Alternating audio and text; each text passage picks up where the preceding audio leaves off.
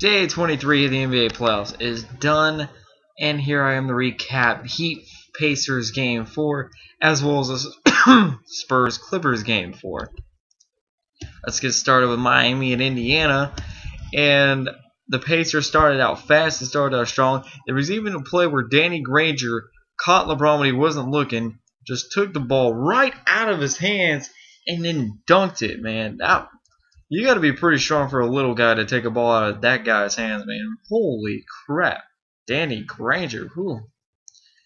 Man, but anyway, on to the game. The Pacers would jump out to an 8-point halftime lead.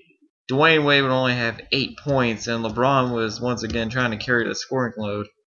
But then Dwayne Wade showed up in the second half, and to compliment with LeBron, and man, did the Heat ever need it, because let's take a look at the third quarter right here.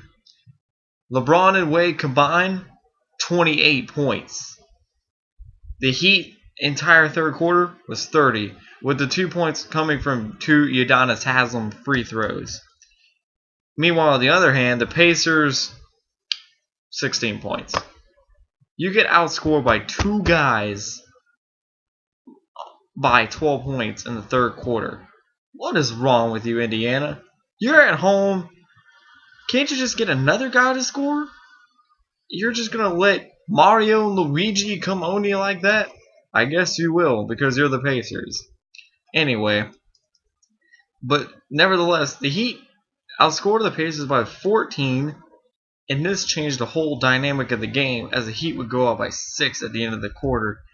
And it just looked like every time Indiana wanted to get back in this game, Miami had another answer, and another answer, and another answer, mostly by Wade and LeBron, again.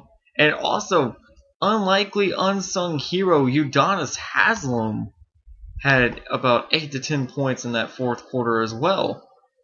So somebody else picked up the slack, and yet he was the only other Miami Heat player other than LeBron and Wade in double digits, as Udonis would end up with 14 points, with most of them coming in the fourth quarter. So props to him for doing good.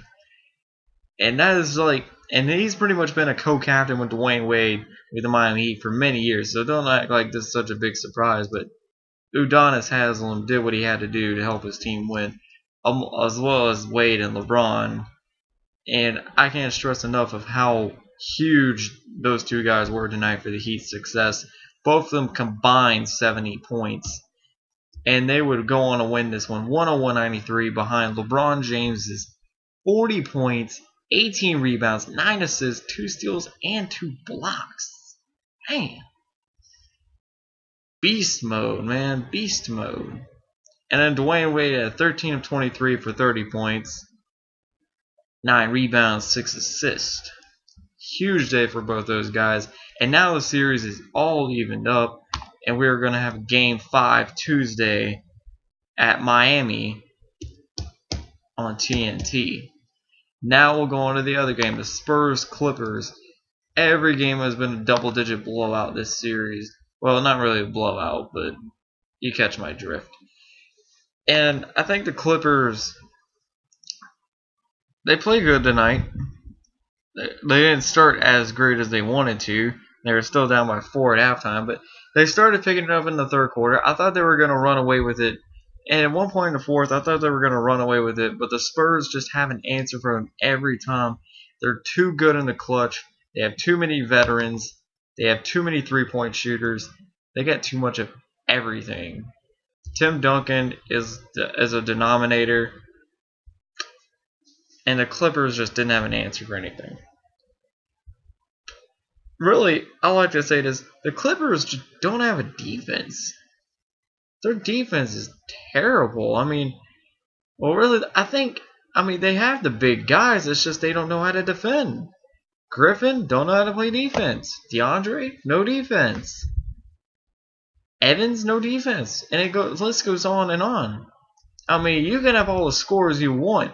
You can have all the lobs and alley-oops you want. But if you don't have a defense, you can't go anywhere. And that is why you're swept in the second round. And that is why the Spurs are a really damn good team. And that is why they're 8-0 this postseason, heading into the Western Conference Finals, awaiting their foe, more than likely the Oklahoma City Thunder, as soon as they probably win tomorrow night. And it's just that. And at the end of the game, I want to say this. Chris Paul made a couple of really dumb plays. I mean, don't drive inside when the clock is running out. Shoot the three. Take the chance. Shoot the three. You weren't shooting that bad at three-pointers today. I mean, 2 for 5 is not too bad. So surely you could have shot a three instead of just driving inside and then turning it over, trying to draw a foul. You're not going to get to the free throw line every time, you know? That's why you only had 3 free throw attempts tonight. Come on, man. Chris Paul's got to be a little bit smarter with the ball. I mean, as good as he is, as talented as he is, he still makes some dumb mistakes when least expected.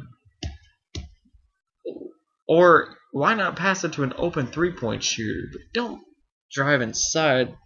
Man, Chris, what were you doing? What were you doing? I don't know. But anyway, the Spurs win 102-99 as the Spurs sweep the Clippers. And that wraps it up as we head to the awards. The game of the day, well, is pretty close, but I'm going to say the Spurs Clippers. I mean, this was a back and forth game. Clippers were trying to avoid getting swept, but it didn't happen. And it was very emotional for both sides. So it was such a really good game. Player of the day, LeBron James, 40 points, 18 rebounds, 9 assists, 2 steals, 2 blocks. Do I need to say more? No, I don't.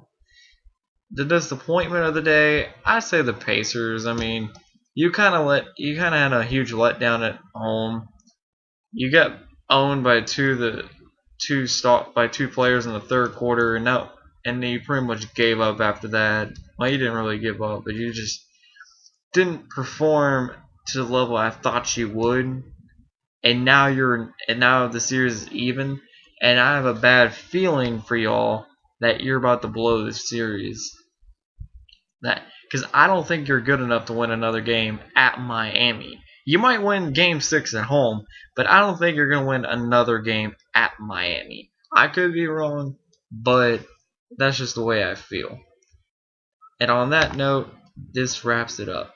Be sure to tune back tomorrow for Game 5 of the 76ers Celtics as they are tied 2-2, and which team will go up 3-2.